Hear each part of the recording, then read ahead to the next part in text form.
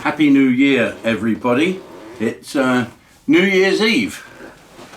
I don't know if you'll be watching this in Scotland. I don't think there'll be anybody in Scotland at the moment. I know that the second in command in Scotland, the bloke who looked like he really should belong in the Addams family, came out and said, we don't want you to go to England to celebrate. Ha ha ha. Well, you put the kibosh on Hogmanay in Scotland, arguably one of the great holidays of the year, the great celebration. No fireworks, no anything. Oh dear, dear, dear. My missus was saying when we have our little party tonight, first of all the people that are coming to our place are having to show a negative flow. There's people not turning up because of it. If the editing's a bit dodgy on this, some of our staff have tested positive for the convids as well. But there's no reason to shut down a whole country. I've known so many people who have got this illness now, mostly young people, and they've breezed it.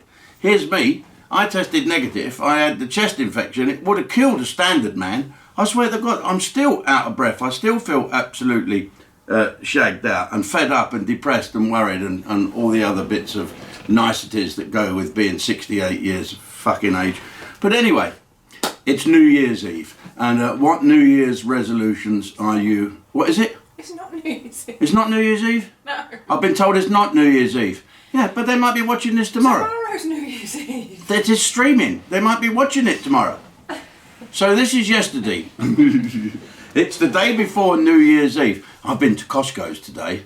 Oh, in Southampton. I'll say no more. You've been in there. But I saw some people today. There was a woman, honestly. I hope she's not going to watch this because it'll be like fat shaming. But seriously, I've never seen anybody so obese. That's the word. She was so obese. And you know what? She had an engagement ring on. Anyway, let's move on talking about obese. Otherwise, I'll be called a fat shaming person. Right. So let's just quickly talk about Ghislaine Maxwell. The first thing I found out today, it's Ghislaine, because Martin Brunt. That's it. Martin Brunt, he's over there. He looked like shit, Martin Brunt. Did you see him? We're going over to Martin Brunt in New York. Oh, I think he'd been on the sauce all night, bless him. But she's been found guilty of I actually haven't been following the crime that much, or the court case. But I saw the news today. They bulldozed his house, these heinous crimes that are going on.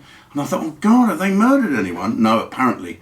It's not for murder or anything. She has been found guilty of inciting women to perform stuff. And everyone's now saying that Prince Andrew's arse has gone tight because of it. Well, I think things are different. You know, I think there's a legal thing about Prince Andrew. And I don't think anyone's accusing him of anything at all, apart from one woman who's taking out a civil case. Obviously, I wondered if they phone her and say, look, okay, we'll say, yes, it was us, we did it, if you promise not to want any money. Oh, no, I don't want that, I actually want some money for it. Well, but they say in the newspapers, Prince Andrew's lawyers are locked down. We're all locked down, big deal. Let's hope that justice is done, but I think there's a lot of fuss being made over this. I don't know what it is with the newspapers lately. They tend to make it a little bit more scary than it actually is. Yes, nothing about COVID today, really. I think we've moved on from COVID. There's a poor policeman called Alan Godfrey who had a close encounter with a spaceship, right, and lost his job ages ago. It was in 1977. Lost his job, lost his wife because of aliens. Good luck, mate. Yeah, let's see. Anyway, Happy New Year for a couple of days' time. Now, for those of you who are making New Year's reservations, here's what you need to think about. Are you fit enough? Are you happy enough? Are you doing everything the best you can? If you have a problem with drinking, because drinking killed my father. Well, actually, women and whiskey killed my father, to be more precise. He couldn't get either, so he shot his fucking self.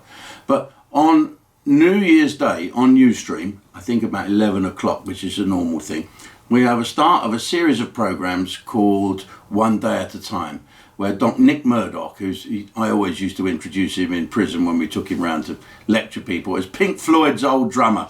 And he'd be speaking to Darren Day about his alcohol and drug problems in front of a group of other peers who suffer from drink and drugs. It's very, very interesting, very, very entertaining, and very brave of old Dazza to pour his heart out in an attempt to help other people. So well done. Happy New Year, everybody. I hope you enjoy that show on Ustream. Right, I'm going to go over to Ustream now and speak to the people there.